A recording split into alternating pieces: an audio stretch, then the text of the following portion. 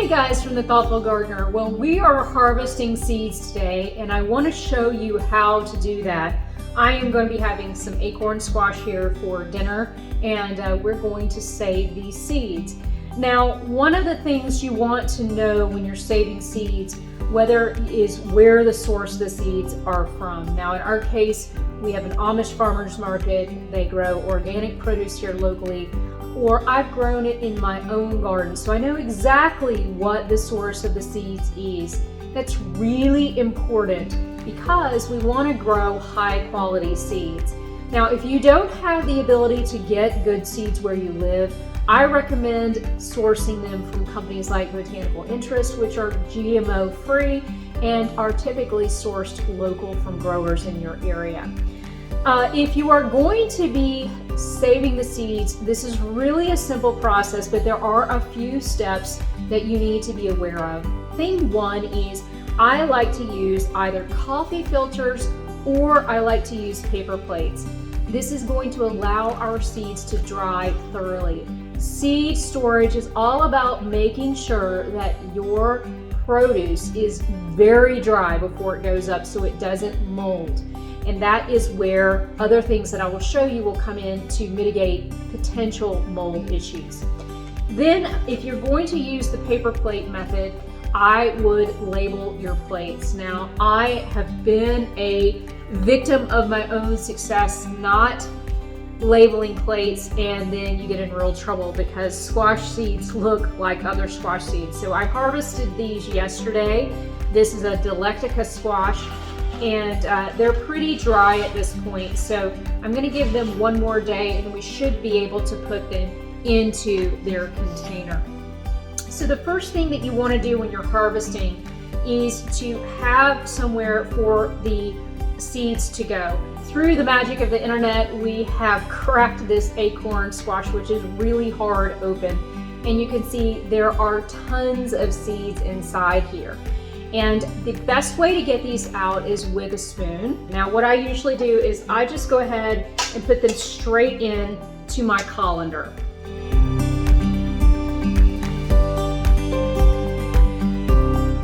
And once you've got your seeds saved, I then take it over to the sink and I give them a good rinse. What we want to do is remove all that stringy material from the seeds so that they are pretty much string free.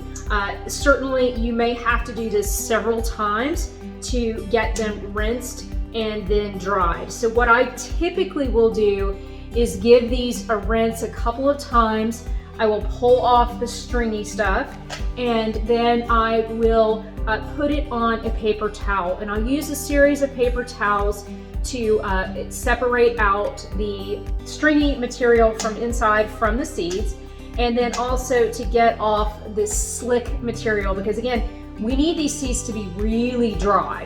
And it's important that when we're working with seeds, because we don't want them to mold, that we have removed all of the material here. So I'm going to go give these a quick rinse and I'll be right back. All right, so I've rinsed these really well and I've removed the stringy bits that were clinging to the seeds. And now I've got them in a paper towel to absorb any additional moisture that's on the seed. And now I'm going to put them on my plate.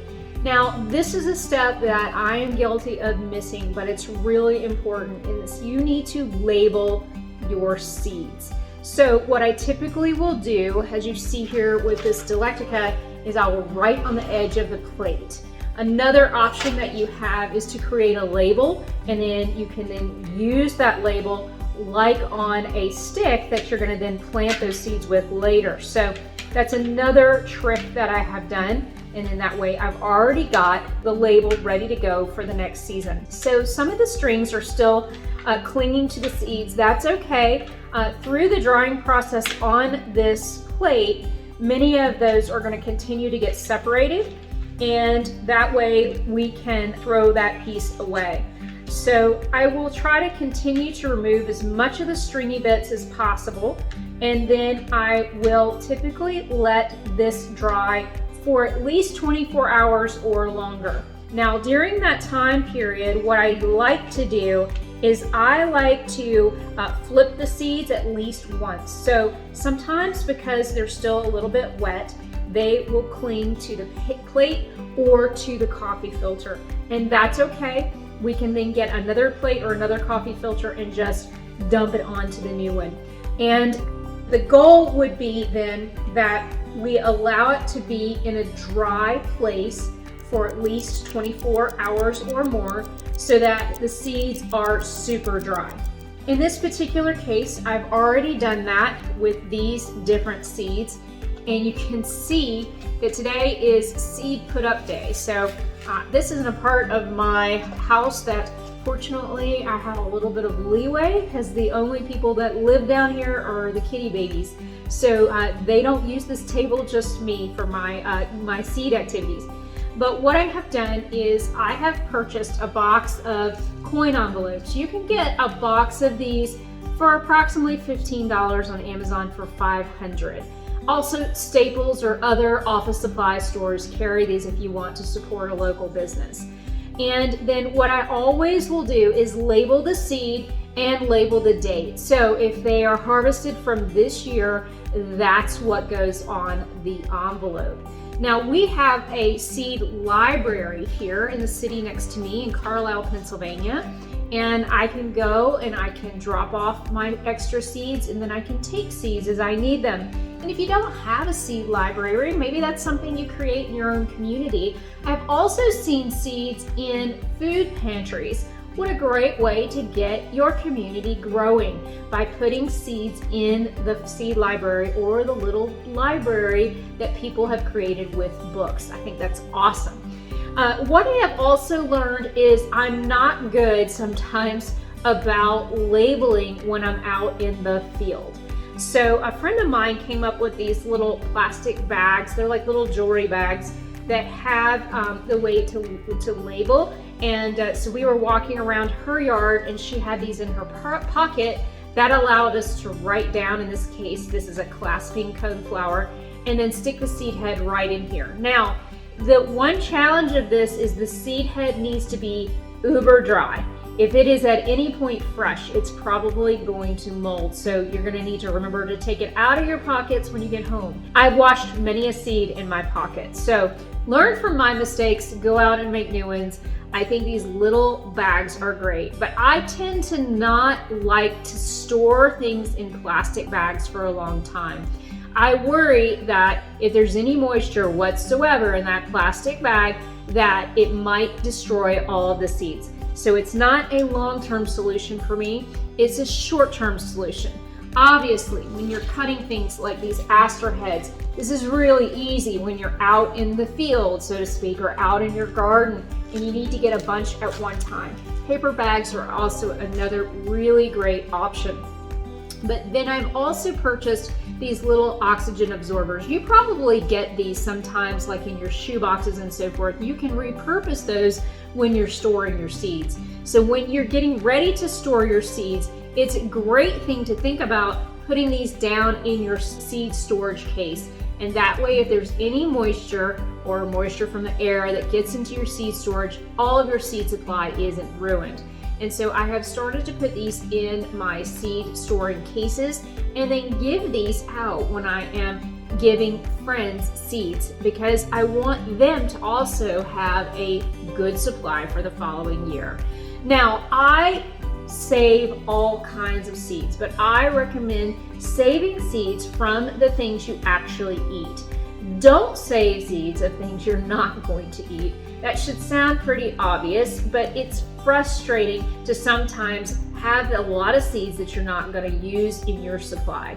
So if it's something that you are not going to eat, I would recommend not saving it. Sounds intuitive, but I want to make sure that you are actually doing something that you're going to use. So what is the special message I want to say about this video? I'm already getting seed catalogs, and they're already warning that there is a shortage for 2023. And that means if there's something in particular you want to grow and you don't have the seeds, you might want to buy them now, right now. The other thing I think is going to happen is seeds are going to become extremely expensive. wholesalers are saying that they are getting quotes of 5 pounds of cherry tomatoes for $1,000. Well, that might turn you into a seed saver right there, because that means that cost is going to get passed down to us, the consumers.